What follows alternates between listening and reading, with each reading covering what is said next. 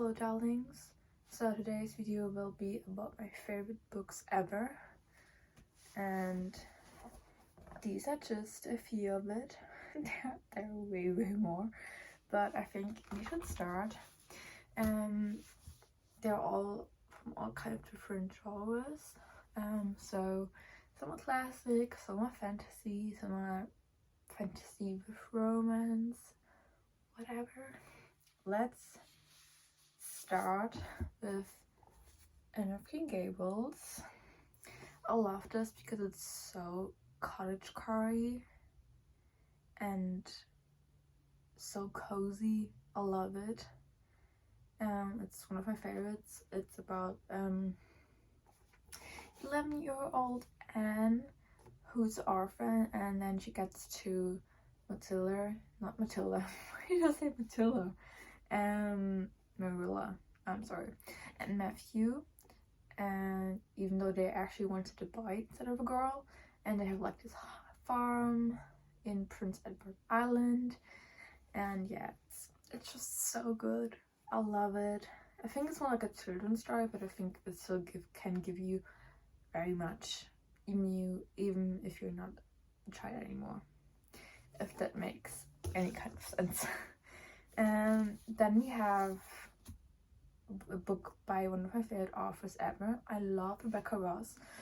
All her books are so perfect. I love her writing. It's very like whimsical, and how she writes romance is so good, and feels really deep and emotional. And this is one book by her. This is A River Enchanted. It's a duology, and it's perfect for autumn, I think, because I think you should read this book on a rainy day, with a cozy blanket, tea. Yeah, it's about an island. It's kind of like split it into two parts, and Jack is in the east, and they have like this kind of mystery where small girls, I don't know, it's been a while since I read it, so I don't know if it's just girls or if it were also boys.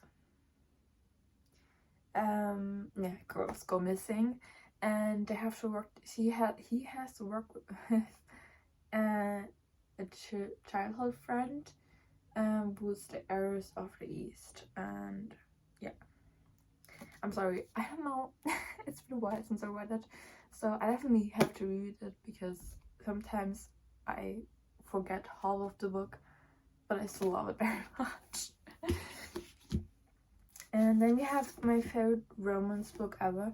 I am quite not a fan of just contemporary romance, but this book is so good. It's my favorite romance ever, a rom-com book ever, and Levi Caldwell, who is the love interest in this book, is one of my favorite book boyfriends ever because he's just perfect.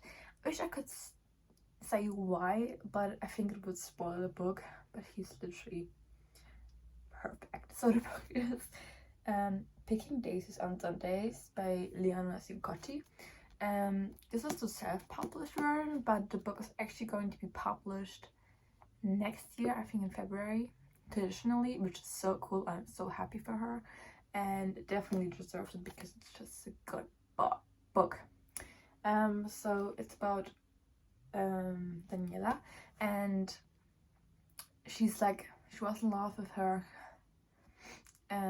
best friend in high school, but then they had like a fallout, and now 4 years later they meet again, and he says like, oh, you need to be like my fake girlfriend for my sister's wedding. So yeah, this is like it's like a very open description of the book, but yeah, you can always read the back of it online, but yeah, I love it. It's so good. It's like I have like the whole book is annotated, which I don't do very often, and it's like I painted into it, and yeah, it's just, I love it. Then we come to my favorite author ever. She's my absolute favorite, and these are my 2 favorites from her, but one book is my absolute favorite book in the whole world, and it means so much to me. You don't get it. And it's like my Roman Empire, I guess. So I mean Jane Austen. And so we have Pride and Prejudice, and we have Persuasion. These are my 2 favorites, and Pride and Prejudice is my favorite because I think it started again my love for books a few years ago. I mean, I was a big reader when I was a child, but then during school it kind of like, I don't know, it just wasn't there anymore, and after I started reading this book, I kind of fell in love back with books and reading. So this book means a lot to me, and you don't get it. I love Miss Darcy so much and the overall story, and I love Jane Austen. Yeah, I won't say anything to the description of it, because doesn't everyone know Pride and Prejudice? If you don't, you have to read it. Yeah. The other book from her is Persuasion. Is about Anne Elliot, and she's 27, I think. And a few years ago, there was he was not captain back then. Wentworth made her proposal, but she said no because one of her friends said that, you know, he's not good enough for her, stuff like that. And now it's a few years ago. No, what I'm saying. No. Now he comes back again, and it's like, will there be a second chance of romance, of happiness? How will he react to her?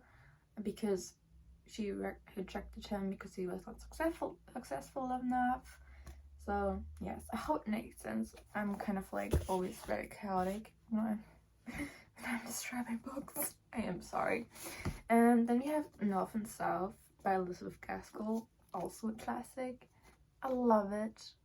Such a good book. It also gives kind of like Pride and Prejudice vibes in like the romance way, not the situation, but the romance.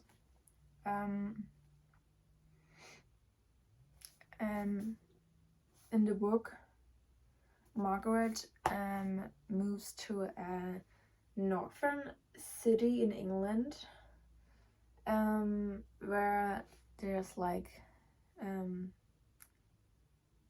industrial revolution, and there she meets the mill owner John Thornton, and they have like kind of like opposite opinions, and yeah, love it. Then we have another classic, which is The Tenant of Wildfell Hall by Anne Brontë. Anne Brontë is so underrated. She's my favorite Brontë sister. I love her. This book, I don't want to say too much about it, but it's like, I would really call it a very feminist book. Because it's about being in a marriage with an abusive husband. I wouldn't say, yeah, kind of abusive husband, I would say, and of an alcoholic, and like how she deals with it, and yeah, I absolutely love it. Then we have another classic. This is the German edition, but it's Little Women. Little Woman is also perfect for autumn. I think I have to reread it and rewatch it. But it's about 4 sisters and how they each want something different, and how they make their way through the world, and I just love it. It's so emotional. I always cry when I read and watch it because it's just so good, and it's also very cozy. Yeah. So then we have last thing, A Secret Garden. I love gardens, and I love like these kind of like romantic secret gardens. So that's probably also why I love it. But it's about orphaned Mary Lennox, and she goes to her uncle, and he has like a big house full of secrets, and he has a big like outside area, and there is like a secret garden which nobody can go into, and yeah, that's like a lot. Then we come to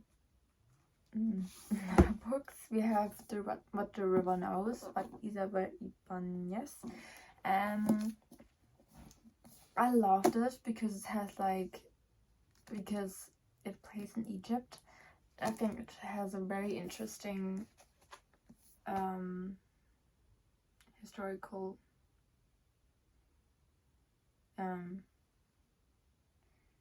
story, and so her parents, I'm sorry it takes so long for me, it's also been a while since I read it, so I can't really have all the details in my mind, but it's about Inez.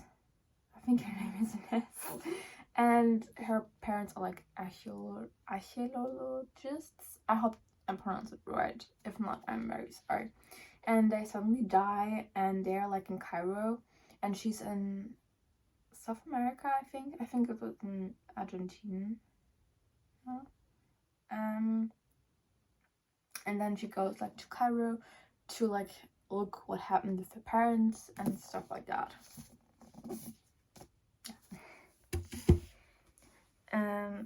Then we have the Bone season. This series is actually not finished yet. There will be 7 books and currently out of 5. This is I think this is the 10th year anniversary special edition that she like kind of like looked over it and changed a little bit of stuff.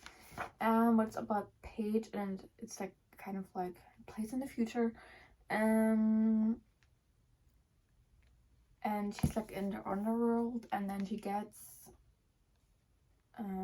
she has like a ability, and this is like not allowed, makes sense, and she gets arrested and gets to Oxford, and there are like a lot of things happening, and yeah, the romance, I mean, we can't really call it romance. It's like a very small subplot of romance, but it's so good. I love it. Then we have another book by one of my favorite authors, which is The One Wilds by Rebecca Ross. Like, Roman Kid is so... I love book boyfriends like him, was like gentle, sweet, intelligent, learning. Doesn't you all love it? I don't really know how to describe it, but it's with Iris, and there's like a war happening, and her brother got to the front. It's called front. It would be front line, and she was at the what do you call it? At the Oath Gazette, and there's like Roman is her rival there, and there's also like she has like a typewriter, and she gets like magical letters through it. She can send magical letters through it, and then she writes to a guy, which I don't want to say more about. And yeah, also this cover is absolutely perfect. Then we have my absolutely favorite fantasy romance book series ever. It's just so hopeless romantic, so yearning, and it's just perfect. The world building, like the world itself, is so whimsical and so cool. I love it, and it's Once Upon a Broken Heart by Stephanie Garber, and this is the second book. The third book I don't have with me, but the second book is World of Never After, and it's definitely my favorite in the series, because it's just so crazy. So Evangeline makes a deal with her fate, because she wants to save her boyfriend from marrying her stepsister. And yeah, this is like the beginning of the book. I want to say more, but it's absolutely so good, especially the second book. Oh my god, there's like a scene where they're at a specific place, and it's just so good. I love Jax. Jax is one of my favorite book boyfriends ever, because it's just crazy. It's just crazy. And then we have Hemlock and Silver. I mentioned it because I really started to like Kingfisher. I love how she writes and kind of like the romantic subplot, and it's very different, and they're all very awkward, and which I can relate to. Yeah, so I can definitely recommend her books because I think they're very cool, and I think quite different from. I'm not really a fan anymore of like these standard romantasy books which are coming out.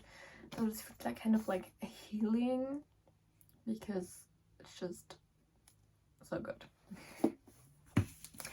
And then we have, how could I not mention it?